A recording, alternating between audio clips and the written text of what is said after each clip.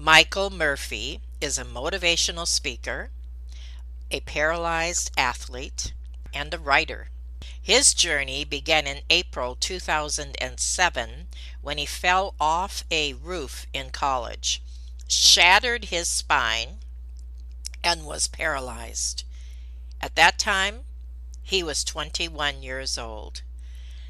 Before this interview, when I asked Michael if there was a time in his life when he felt hopeless or helpless, his answer shocked me, and it is going to shock you as well. Michael's story and encouragement that you will get today is exactly what we need to hear. Have you ever felt like giving up, quitting, throwing in the towel? Welcome to Never Ever Give Up Hope featuring Carol Graham. She's an author, health coach, and motivational speaker. Backed into a corner multiple times in her life, Carol shares with you stories on how she overcame some of the toughest obstacles a person can go through in life, but refused to give up hope. Rather than admit defeat, an opportunity was presented, and it involves each and every one of you. Carol will feature spectacular guests who will share their messages of hope, encouragement, and their inspiration to prove why life's adversities only make you stronger. And now, welcoming the host of the show, here's Carol Graham. When I asked Michael to be on Never Ever Give Up Hope, I asked him if there was a time in his life when he felt hopeless or helpless. And this is his answer. Well, nothing major comes to mind. I've always felt that I've had help in bad situations as well as hope. Now, this comment comes from a man whose story is going to, I'm not sure how many of you might relate to it, but you certainly will be inspired by it. You will be encouraged by it. You will be lifted up by it. And you do not want to miss any part of Michael's story. So to begin, Michael, let's start from the beginning. Tell us your backstory, your childhood, whatever you would like to share. Absolutely. And thank you so much for having me on, Carol. I really appreciate it. So I grew up a pretty normal kid in Northern Virginia. I come from a loving, warm family of really competitive athletes. My brother and sister played sports in college, and I have a lot of really competitive people in my family. And I grew up playing all the sports, the little leagues, the baseball, the football, the basketball, and I sort of shined on the athletic field, not so much in the classroom. We may have had some sit downs with some headmasters of in eighth grade, wondering maybe you shouldn't go on to our high school because it's a little too tough for you. But I showed them. But I eventually made it through high school. I went to a school called the Potomac School in McLean, Virginia, and during that time, I happened to excel playing football and baseball, enough so where I decided to be a pitcher and a fullback in college at Randolph-Macon College in Ashland, Virginia, just north of Richmond. And it was there that I sort of came out of my shell academically and athletically. Like I said, I never really shined as a scholar until I took some history classes and really took some stuff that I became passionate about, some military history classes. During that time, I played 1 year of baseball for the Yellow Jackets and 2 years of football until I decided to retire. I wanted to focus on just being a college kid and joining my fraternity. I remember when I was in fifth grade, I went down to my dad's 50th fraternity reunion and just seeing that camaraderie, the brotherhood, and what that did after all those years, it really had an impact on me. And that brotherhood actually plays a role later down the road after I have my accident. So it's relevant to mention. So in the spring of 2007, I'm a junior. I'm a 21-year-old junior, and I had just retired. I'd hung up the cleats, hung up the glove, to focus on history. One Saturday night, and it was actually that day. I also played a lot of golf growing up. I played a lot with my brother and my dad. And that afternoon, I went out with a bunch of my buddies, a bunch of my fraternity friends. And if anybody listening knows golf and they're a fan of golf, they play golf, you know that breaking 90 and shooting in the 80s, that's a really significant accomplishment that a lot of golfers remember. And on April 21st, I broke 90 for the very first time. And I was ecstatic. I couldn't wait to call my dad and tell him. And so I was excited. All my friends were excited because it was a Saturday. There was an 80s party that night. We all had our outfits. And the plan was to go out and enjoy the evening. And one buddy of mine, he said, late, it's nice. Later on, let's meet down at my house and we'll go hang out up on the roof and just sort of finish the night there. So we're going through the night, and Sigma Alpha Epsilon is having a big rager, so to speak. And I'm 21 years old at the time, so I am of age, and things get a little hazy, as a lot of college happens with a lot of college kids. Eventually, I find myself down campus with my buddy Nick Jones. And we're backing his truck up to the back of his sort of one-story house with the pitched roof. And on the side, they're hugging one side, there's a chimney. And we climb up there, no big deal. And I'm not entirely sober, to be perfectly honest. And we assumed that. Right, exactly. I'll just put it mildly. And I don't remember a lot of the specific events leading up to it, but what I do remember is losing my balance. I remember bricks of the chimney, the very top of it, breaking free in my hand. Oh my! And then for the next 1 to 2 seconds, it's black as I free fall. And as I say in my book, gravity introduced me to the earth and my spine exploded. The next thing I know, I am laying flat on my back. I'm looking up at just a tapestry of beautiful stars in the sky. And I'm struggling to breathe. I don't feel any pain, but I notice that there's figures hovering around me and silhouettes. I can't see any faces, but I can hear words. My friends saying, "Michael, hold on, just lay down, stay there, stay still, don't move, don't move." And I hear the paramedics are on the way. And one of those voices, the first one I recognize, is my buddy Nick Jones, who was one of my best friends in college and still one of my best friends to this day. They say that the paramedics are on their way. And what happens next, a lot of people, they don't really believe me. And I say it's the moment where I knew what happened to me. And I distinctly remember trying to sit up and move my legs, and nothing happened. It just absolutely felt like they were encased in a block of cement. And when that happened, I remember laying my head back down, just sort of resigned to my fate, because I knew that I was instantly paralyzed. The reason I knew that is because I am the second spinal cord injury in my family. Oh, really? I am, yeah.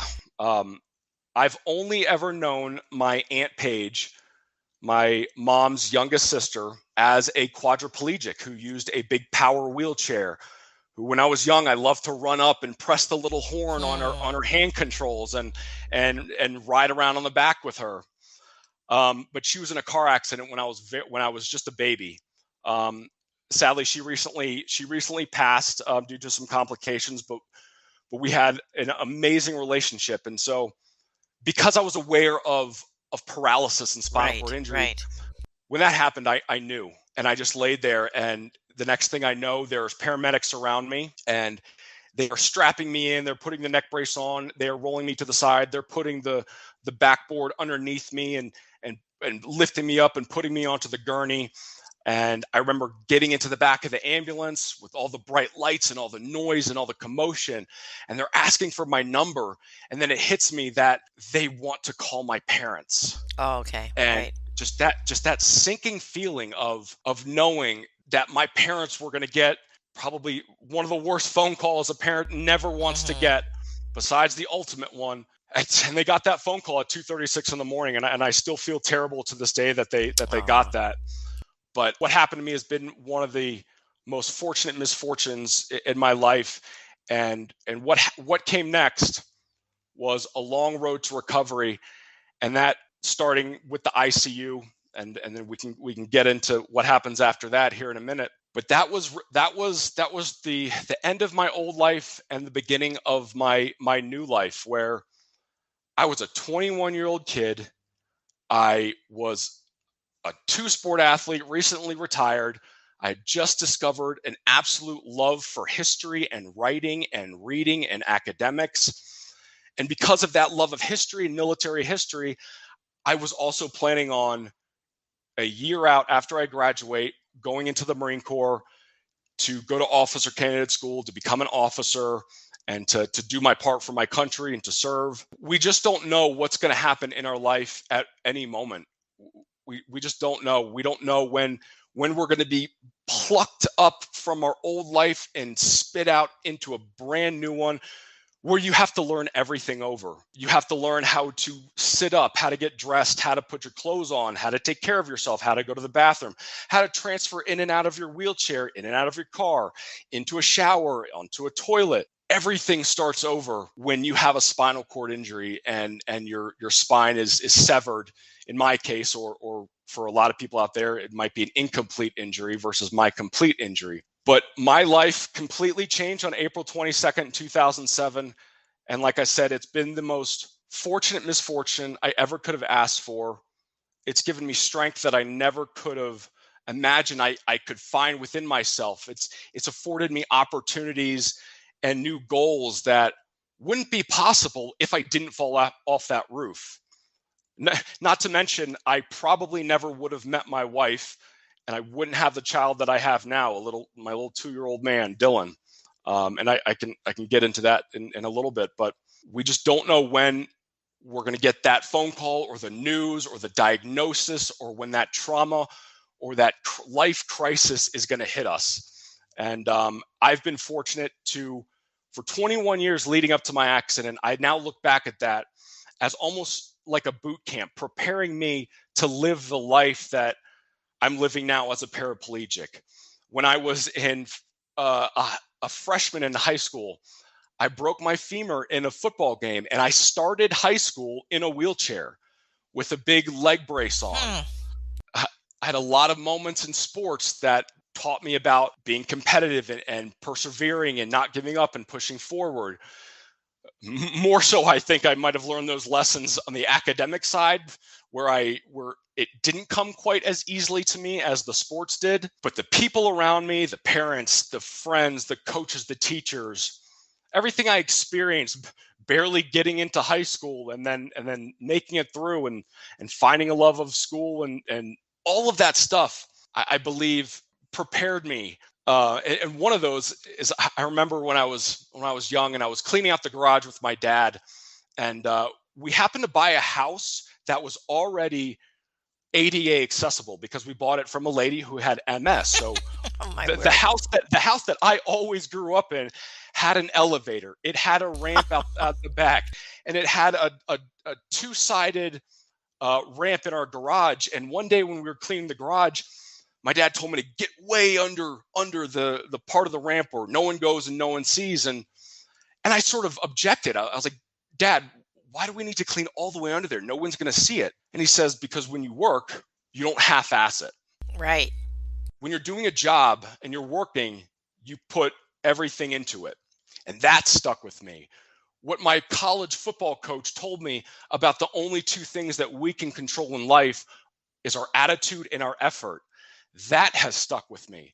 And all of those things have come together at the time as a 21-year-old young kid in the prime of his youth, where he literally had to start back over from square one. And that's what I did. I had to start back over from square one. But the person I was leading up to that, a happy kid, outgoing kid, loved to work hard, loved to be competitive and be the best. All of that really came together when I needed it most, when it came to starting my rehab after being in the ICU and having surgery and getting the rods and screws in my back and getting the back brace that I had to wear for 3 months while in the hospital. And so I see the first 21 years of my life as a boot camp almost that prepared me for the way I'm living now. And I'm still sort of I'm still fighting day to day, and there's still struggles. Later on, I'll sort of tell you about my second spinal cord injury that I recently had. But it's just another reminder that even when we've gone through something, and you know this as well as anybody, and all of the guests that you have on, Carol, that just because you have one crisis or trauma or tragedy doesn't mean you're immune for another one to come. And I think we all have to remember that. We all have to be prepared. We all have to be prepared to face that when it comes. And I've learned so much in this life as a paraplegic, and I feel like it's part of my purpose to just pass along some of the words of wisdom that I've learned, and just some of the tricks of the trade about what it means to be resilient and what it means to move past our plot twists in life, and especially finding hope in what a lot of people may think is a hopeless situation when it's really not. And that's why I'm so fortunate that you're having me on today, is just to share some of the messages that have helped me, just so I can pay it forward to help somebody else. Because when it comes to spinal cord injuries in the United States, there's 18,000 new cases a year. And it's weird to think that right now there's people walking around who have not had their spinal cord injury yet this year, but they will, because the statistics say that that will happen. And I hope when that happens, my book, my words, my actions can maybe give them a little bit of a roadmap of how to move forward positively. We could very easily sign off right now, because you you have touched everything that I would want to ask you, in that the dilemma, the guilt, the fear, the trauma, everything that you went through, an attitude, how to maintain a positive attitude no matter what happens. And even so much as what you shared about be prepared. Be prepared. I think this is one of the messages that's coming across really clear. Be prepared, attitude-wise in particular, for something that may be inevitable in your life. Would you not agree with that? I agree 110%. And so this is the bottom line message, is in respect to everything that we just discussed, is what kept you focused? What did you hang on to? Because you had those moments like we just mentioned. There is no question, no doubt. And you are still battling in certain areas of your life, and probably always will, as many of us do. But what kept you focused in particular? There was a number of things that kept me focused. And I'm thinking back right now to the time when I was in the ICU down at the hospital in Richmond, Virginia. And when I started my inpatient rehab, I was there for a month. There was a lot of things that kept me positive. And I'm not saying that I didn't have moments here and there of darkness, of tough times, especially when I was alone. But I was so fortunate to be surrounded by so much love and support that it almost made it tough at times to get down on myself. I was in the hospital 20 minutes down I-95 from where I went to school, and an hour and a half down 95 from where I grew up. So there was a constant influx of friends from school, family friends from home, and all over the area coming to visit me, as well as getting unbelievable message on Facebook and cards from people. And just the show of support that I had around me was incredible. And another big thing that kept me focused were my goals. And I think that's right. When we get down and we fall into that hole, how do we get back up to the top? We climb the rungs of the ladder to get back up there. And those rungs are made up of little victories, small goals that lead to the bigger goal. One of my first goals was just to make it to Randolph-Macon's graduation in a month's time, to see the seniors above me graduate. That was one thing that kept me motivated. Another thing was was my faith. And I've heard some stories from some of your past guests about certain Bible verses that come into their life at just the right time when they're supposed to happen. And for me, one of those was Isaiah 40:31, which is now tattooed down my left tricep, across from another verse that another phrase that I'll get to in just a minute. And it's, those who hope in the Lord will renew their strength. They will soar on wings of eagles. They will run and not grow weary. They will walk and not grow faint. I might have mixed that up. You get the gist of it. And it showed up in get well cards. It showed up on a Sunday service show I was watching on TV. My mom found it at the front of a specific Bible that she had, because the creator thought that this was just the one verse you have to remember. And it just kept popping up and popping up. And I'd grown up in a religious family, not super, super religious, but this was kind of what really awakened me. Mm-hmm.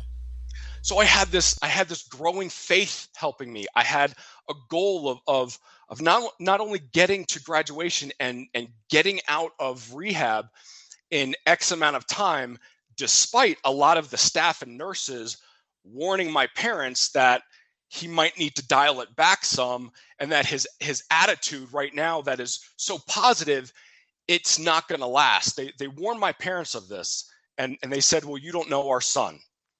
And they didn't know. They didn't know. And another bigger goal was just to recover, to regain my strength, but also to regain my independence, because my accident happened. Right.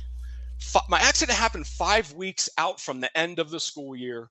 So I missed 5 weeks of school, but I wanted to be able to come back in the fall for my senior year and to be able to graduate on time. So that's kind of the big picture goal that I'm working on each day. But then there was another thing. One day my mom was down so when any of our family members are in the hospital, nobody is there alone at any point. So essentially what my parents did, they rented a condo across the street, and they essentially moved down to Richmond and were there constantly. And one day my mom was in a salon, and for some reason, she opened up to this lady, this stranger sitting next to her. In any other circumstances, she wouldn't have opened up the way that she did. And my mom actually doesn't remember this, because me being in the hospital is such a black spot to her. And she starts telling this woman about me, what happened. I'm in the hospital. And she says that her husband is a former retired Navy SEAL, and they live in the area. Well, wouldn't you know that the next day I get a knock on my door, and I get a visit. Well, I just finished up a day of rehab, and I get a visit from a real retired Navy SEAL.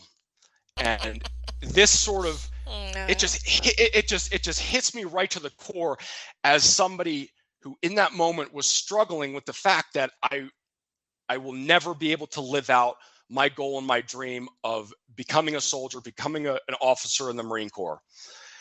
And this man sits down, and we start to talk.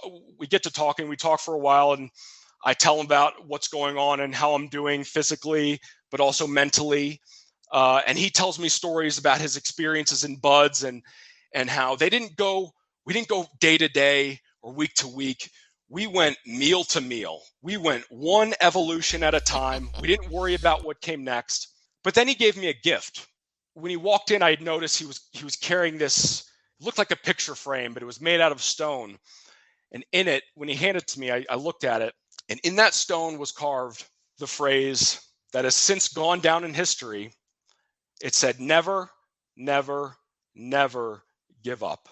And that has sat next to my every bedside wherever I've lived, from Northern Virginia to Denver, Colorado, and it's been by my bedside ever since.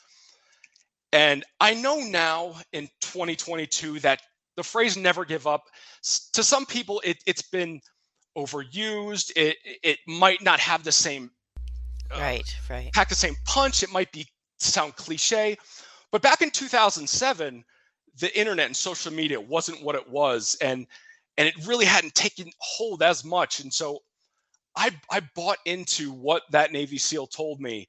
I proceeded to attack my adversity and to attack rehab as if somebody had just lit a fire under my you-know-what, and I was just flying on all cylinders with the goal, the competitive goal of being the best at recovery, to be the best in rehab, to learn this, learn that, and to make it to graduation and to get out of the hospital and to recover faster than anyone.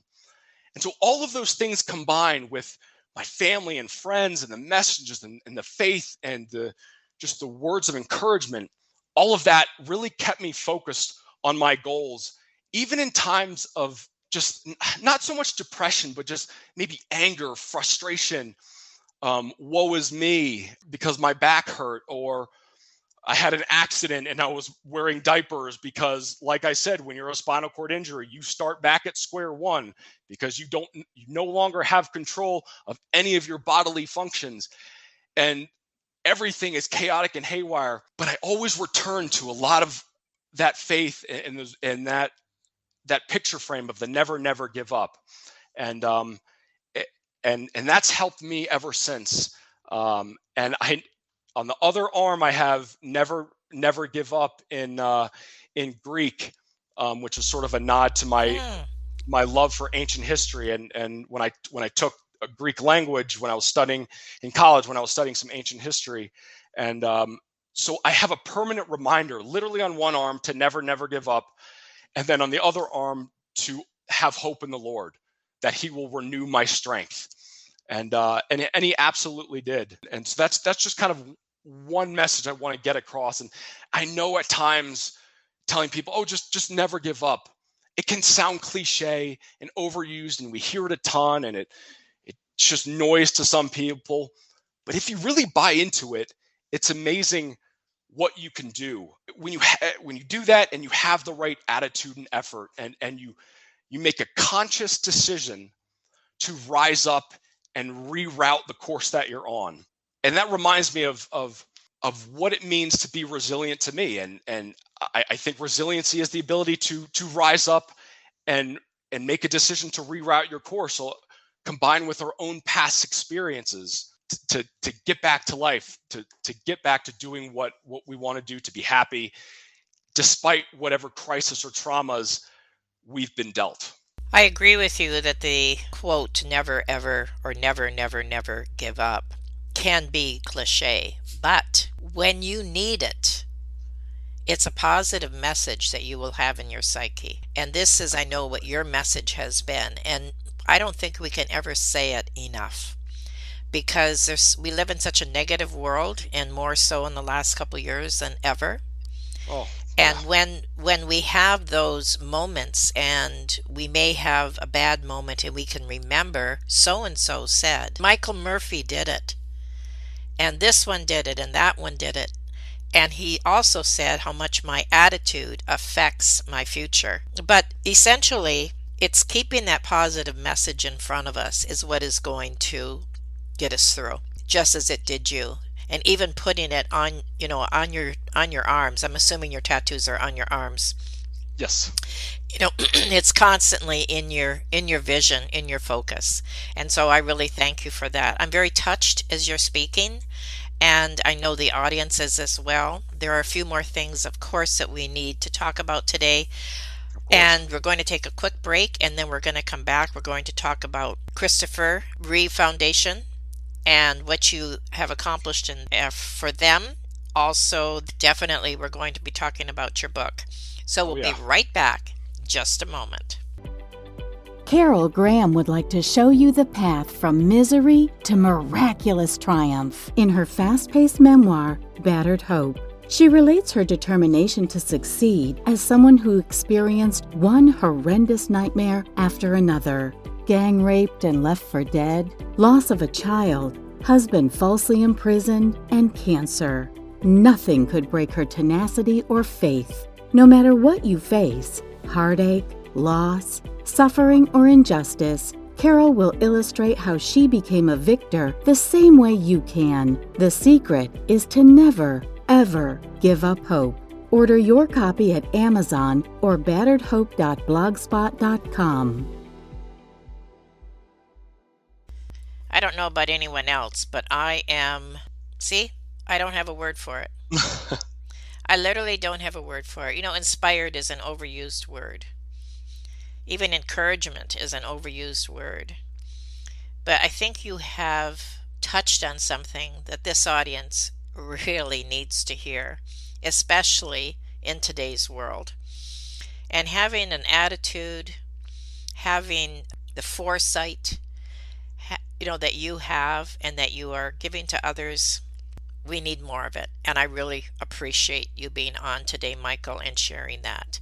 So before we go too much further into your story, there are a couple more things that I want to ask you. In 2008, you found a new passion. Now, this is just shortly after your accident. And you were introduced to hand cycling and adaptive sports. Your first race was with the Marine Corps Marathon after you teamed up with the Christopher and Dana Reeve Foundation to raise money for spinal cord research, and you raised $50,000. So touch on that just a little bit and share that with us, please. Yeah, absolutely. Adaptive sports sort of came into my life abruptly one day when I came home and my mom asked, would you like to raise money for spinal cord injury research and get in really good shape at the same time? And before she was finished, I said yes, and I had no idea what she was talking about. Come to find out that she had some connections with the Christopher and Dana Reeve Foundation, and they had offered to give me a spot in the 2008 Marine Corps Marathon in Washington, D.C. in exchange for being on their Team Reeve. And all I had to do was raise a minimum of $1,500 towards their research. So I linked up with an organization called Achilles Freedom Team, and where they loaned me a hand cycle that I trained on for the next couple months. And during that time, I spread the word about what I was doing. And before I knew it, my fundraising totals were over $20,000. The day came, I raced in my first marathon. Just a little bit over 2 hours, but I was having so much fun. I had a huge group of friends there and family. And it really ignited a new passion that was missing ever since I retired from sports and then had my accident, which is just that competitive side, is that the fact that I was quote unquote training for something and I had something to work for. And that was really the beginning of just my entry into the world of adaptive sports and trying all of them as quickly as I could. Everything from wheelchair rugby to skiing to hand cycling to sled hockey. But I really took to hand cycling, and the following year I teamed up with the Team Reeve again, and I raised another almost $20,000. And I did another Marine Corps marathon, and then I decided I want to do more of this. And I got into more and more races, doing time trials and road races and going to national championships and meeting a whole new group of people I never would have befriended if it wasn't for my accident and adaptive sports. And at this time, I was also in grad school at George Mason University, working towards my master's in American military history.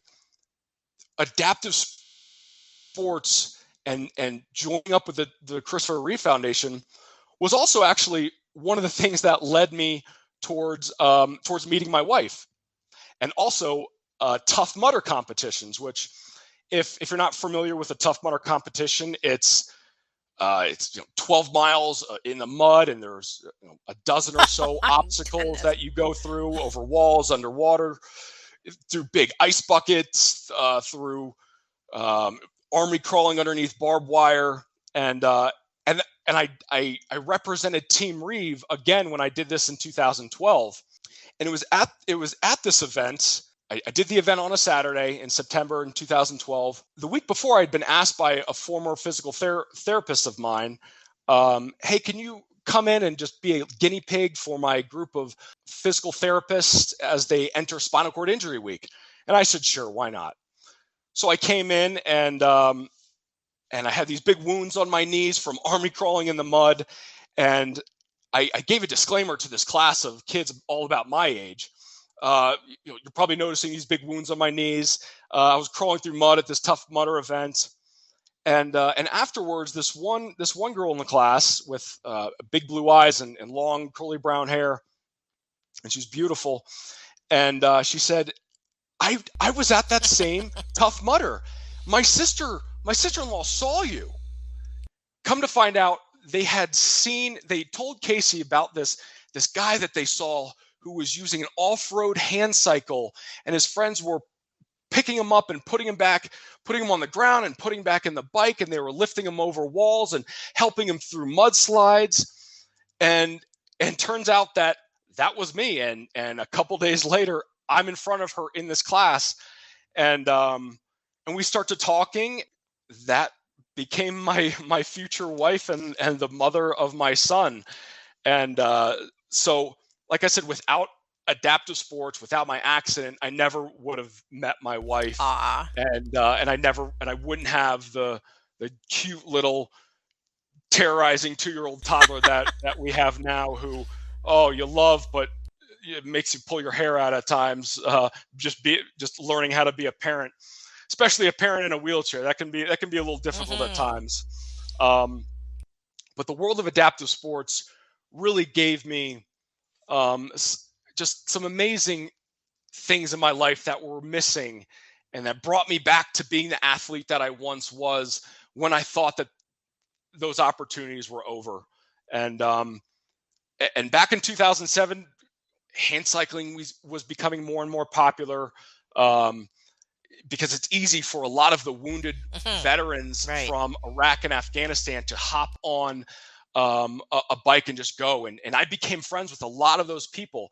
I joined up with the Paralyzed Veterans of America, the PVA racing team, and they let me race with them. And they joked with me, calling me the wannabe, because I was supposed to be a veteran, but I wasn't able to. But they let me race with them anyway. And over the next 2, 3, 4 years, I traveled all up and down the East Coast, doing the New York Marathon, Boston Marathon, national championships down in Chattanooga, Tennessee, and outside Atlanta, Georgia, and races in Greenville, South Carolina, to Florida, and becoming friends with just some amazing people, guys who are double amputees from IEDs in Iraq, and former Navy SEALs who were injured in an ambush in Panama. And it really introduced me to a world of people I never would have met before. And it helped remind me that when you're going through a trauma or a struggle, that to seek out people in a similar situation, because some of the healing that I got and the best times that I had and the most therapeutic times were after a training day. We're hanging out with our trunks open in the parking lot, breaking down our gear, and we're making fun of each other for this thing that they do as a paraplegic, or the fact that this one guy might have arm rest still on his chair, or anti-tippers, or he still uses a seatbelt. And we could just joke and mess around with each other in a way that you can't with somebody who's not in the same situation. And it was amazing how healing that was, combined with just being a teammate with those guys, and the time that I spent racing with PVA and setting the lofty goal of being a Paralympian as early as 2008 after my first marathon, and then watching reruns of the 2008 Beijing Paralympics, and seeing guys on the podium, men and women on the podium. And I recognized that their determination, their tenacity, their relentlessness and resiliency, and their ability to push themselves and not quit. I recognized some of those traits of Olympic gold medalists in myself. And yes, definitely. So that's something that I have been chasing for a long, long time. Up until recently, I've had to make some life changes, but I'm still not 100% done with this goal of mine. But it also led me to switch sports in 2015 and to get into monoskiing as a ski racer. Um, Really? yeah, yep. I quickly, so in 2009, I think I got on a monoski for the first time, but for the next like 4 or 5 years, the skiing in Virginia, it's short. I never really grew up skiing because I never wanted to jeopardize the spring baseball season. And so it was kind of just a recreational thing I did here and there. But as I got more into the racing as a hand cyclist, I realized I do not have the physical body of a cyclist. I am not long and lean and thin. I'm more of a linebacker fullback type of build, if you can picture that. And I I saw the writing on the wall in terms of my goal as an international athlete for Team USA as a hand cyclist. I saw that I could only get so far. And so I made the switch in 2015 to pursue a sport where my weight and size and strength could help me go faster with gravity down a mountain, sitting on a single ski in a bucket on a motorcycle shock with outriggers in my arms. And and I and it was around that time in 2015 that my wife and I, we moved from Northern Virginia out to here in Denver, Colorado, and I linked up with the National Sports Center for the Disabled, acronym NSCD, and they have a competition team where some of the best athletes from around the world go there to train. And from 2016 over the next 4 years, I trained with Paralympians from New Zealand to Chile to Great Britain, Oh my goodness. Japan, Wow. and I mean, it was amazing, and it was just another group of people that I could become teammates with and gain camaraderie from, and it was just so funny. At lunch every single day, in between training sessions, just the accents and the languages just shooting across the table. It was just amazing just to become friends with people who, as of a couple months ago, who have gotten more gold medals in Beijing, and I watched them, and I got to cheer them on. I'll shout out my friend Corey Peters. He won gold medal for New Zealand in the Wow. downhill monoskiing, which you have to have a little bit of a screw loose to want to go 70 to 80 miles an hour when you already have a major injury to you. My time out here in Denver and just trying more sports and ski racing has just been unbelievable. And here I sit again, dumbfounded.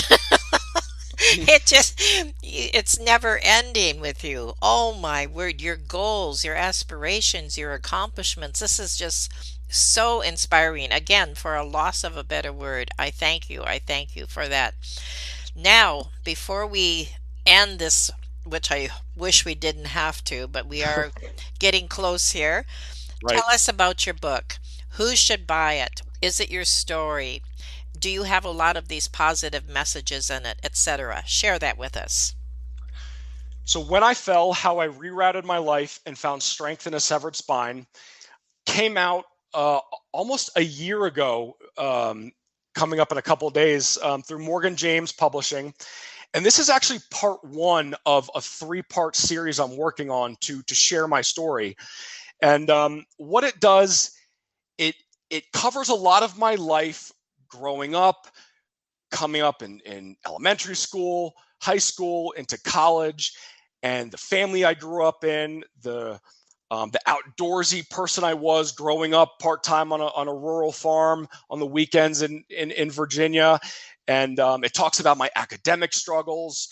So I know a lot of, especially teenagers, I know that they'll be able to relate to a lot of Oh, the stories great. that I tell.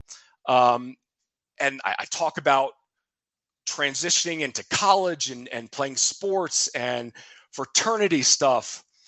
All the while, I have a thread in there that talks about my time in the hospital. So I kind of go back and forth Okay. between these two timelines.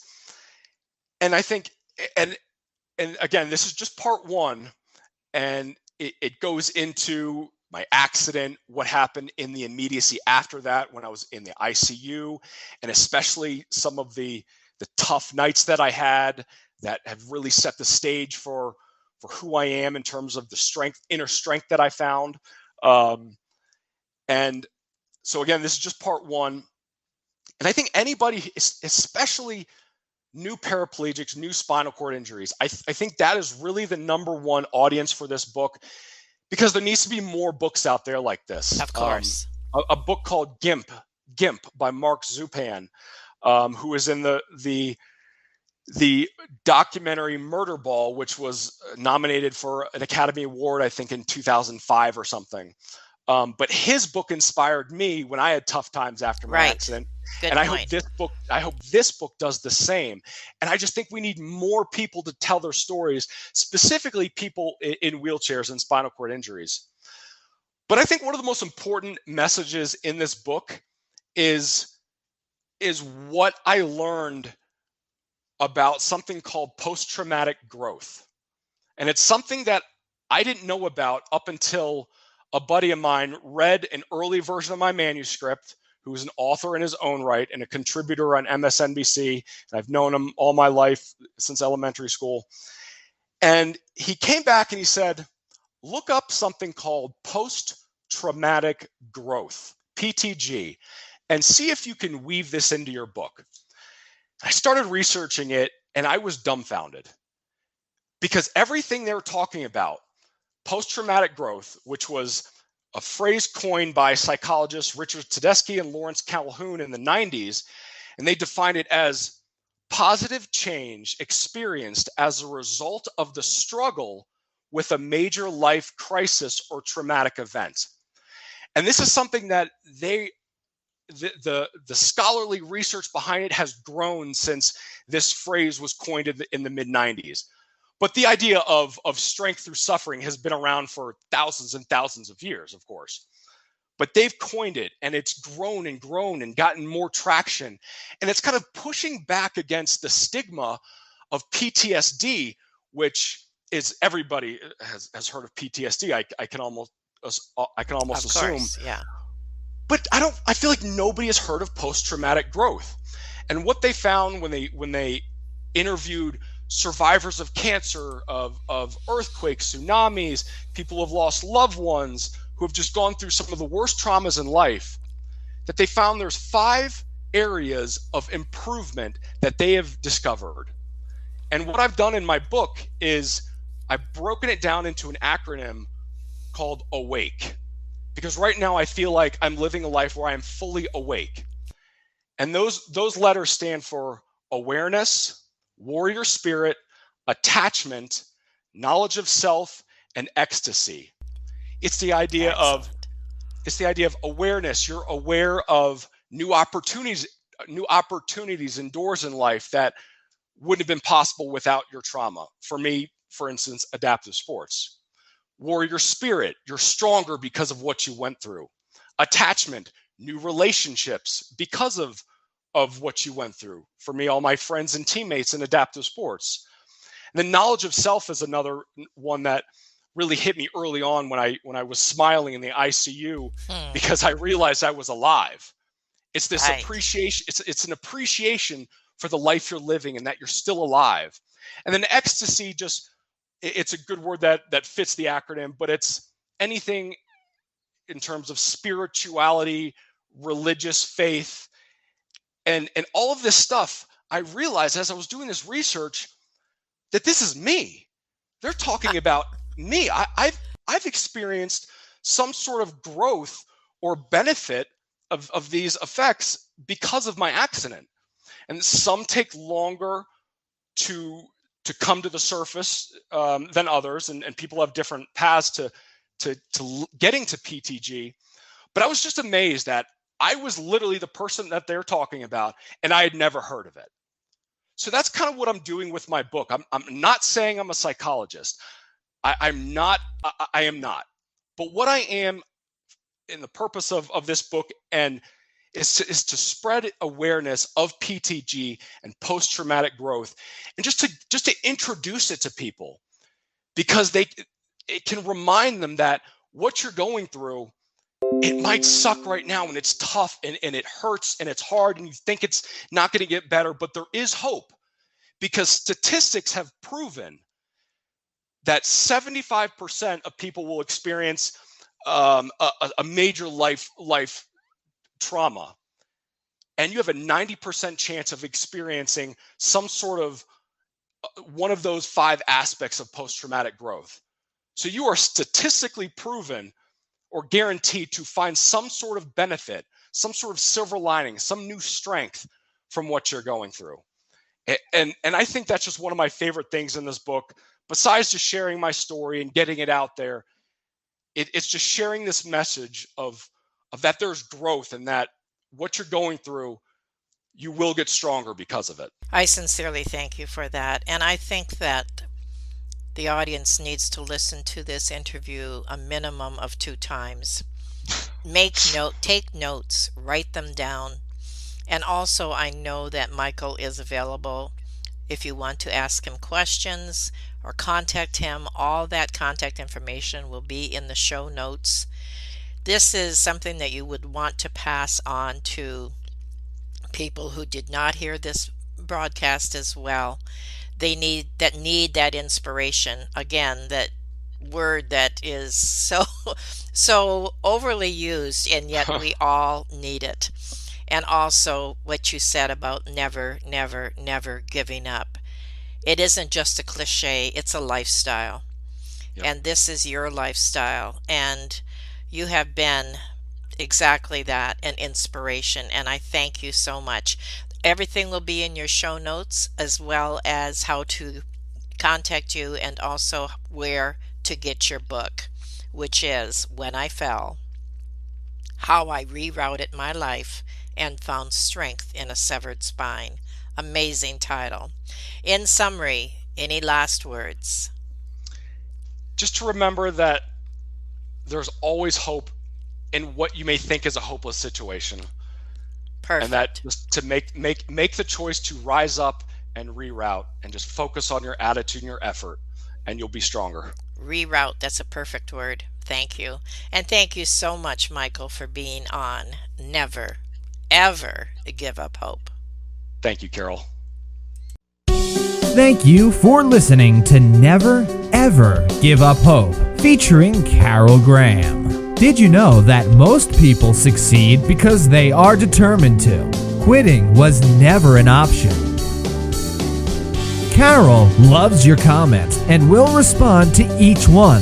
So please subscribe and review this podcast. A rating of 5 stars would be outstanding and appreciated.